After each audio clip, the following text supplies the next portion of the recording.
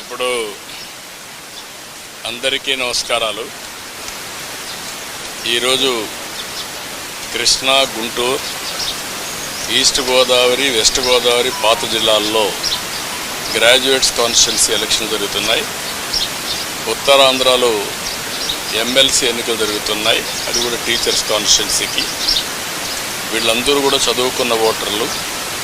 నేను అందరికీ ఒకటే విజ్ఞప్తి చేస్తున్నా, ఓటు వేయడం అనేది మన బాధ్యత. ప్రతి ఒక్కరూ కూడా మీ ఓటు హక్కుని ఉపయోగించుకుని బాధ్యత నెరవేర్చాల్సిన అవసరం ఉంది. భారతదేశం ఒక పెద్ద ప్రజాస్వామ్యం. ఈ ప్రజాస్వామ్య దేశంలో ఓటు అనేది ఒక పెద్ద ఆయుధం. మీ అభిప్రాయాలు మీరు చెప్పడానికి కానీ, అదేవిధంగా భారతదేశంలో ప్రజాస్వామ్యాన్ని చైతన్యంగా పెట్టడానికి ఈ ఓటు అనేది ఒక హక్కు కింద తీసుకొని అందరూ కూడా ఒక బాధ్యత కూడా